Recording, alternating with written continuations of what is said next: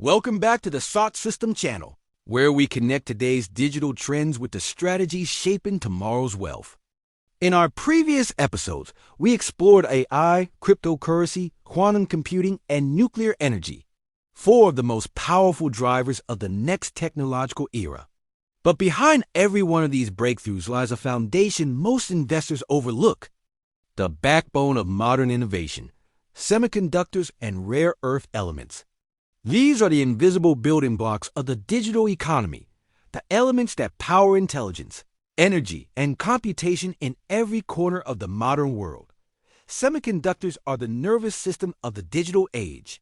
They make computation possible, communication seamless, and automation intelligent. From AI data centers to EV and robotics, semiconductors transform raw electrons into pure intelligence. But behind that brilliance lies complexity, a global supply chain stretched across continents and vulnerable to disruption. Over 90% of advanced chips are manufactured in Taiwan and South Korea, led by TSMC and Samsung. The US and Europe have launched massive programs, the CHIPS and Science Act and the EU CHIPS Act, to bring production back home. But new fabs take 5 to 7 years to reach full scale. And even then, chip fabrication still depends on rare earths and critical minerals materials controlled mostly outside the West. Without these elements, the semiconductor engine stalls, halting everything from cloud computing to national defense. Rare earths names like neodymium, dysprosium, cerium, and yttrium might sound obscure, but they are the unsung heroes of modern technology.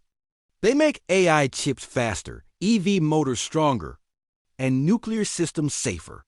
As of October 2025, China controls 60% of global rare earth mining and over 85% of processing. And now, with new export restrictions on rare earth magnets and oxides, global supply chain fears are back. A 10% disruption in rare earth supply could erase over $150 billion in global economic output. That ripple touches everything: AI servers, EV batteries, crypto mining rigs, and even defense systems. The world is experiencing a perfect storm, soaring demand colliding with tight supply. AI data centers now consume 2 to 3 times more critical materials per unit than just 2 years ago. EV magnet demand is growing 25% per year. Quantum computing and nuclear energy add their own pressure. Even with recycling and substitution efforts, supply growth trails demand by 5 to 7 years. Today, that means semiconductor manufacturers and U.S. rare earth producers, the companies rebuilding the material foundation of the modern world. Semiconductors and rare earths are inseparable. Every AI accelerator, every EV drivetrain, and every quantum processor depends on this pairing of high-tech and hard assets. Let's look at the forces reshaping this opportunity. First, vertical integration. Chip makers like Nvidia, Intel, and TSMC are investing upstream to secure material supply. Second, rare earth producers are now seen as strategic assets.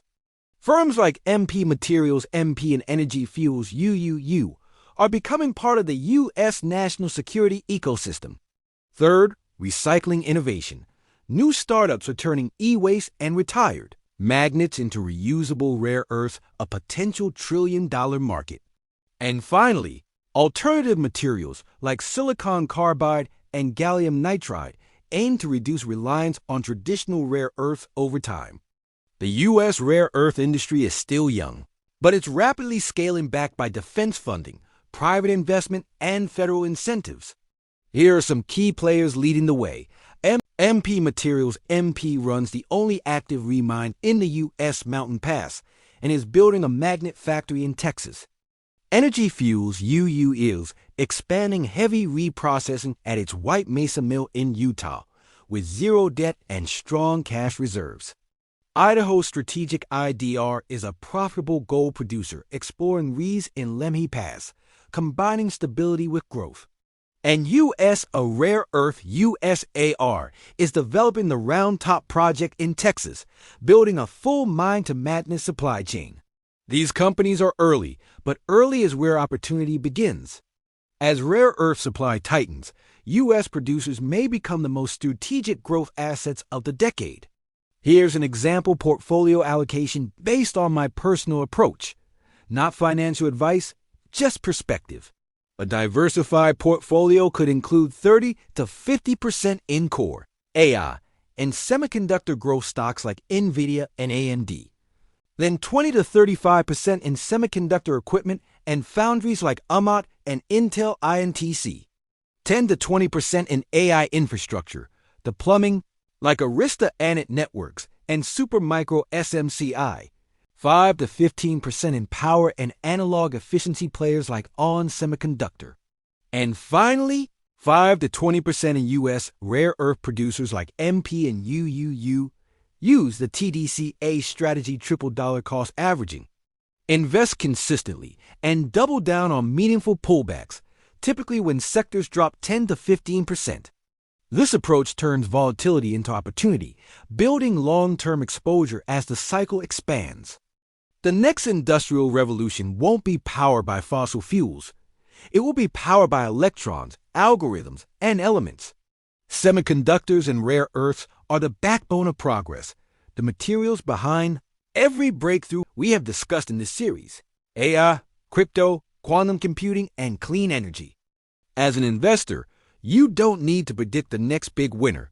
You just need to own the infrastructure of innovation. Start early, stay consistent. Let compounding and time do the heavy lifting. We hope this video gave you valuable insight on your path to financial freedom. If you found it helpful, please like, subscribe, and turn on notifications so you never miss our next episode. Visit SateSystem.com for compounding simulators, portfolio tools, and data to help design your digital wealth strategy. Thanks for watching. This is the SAT System channel, where digital trends meet long-term wealth.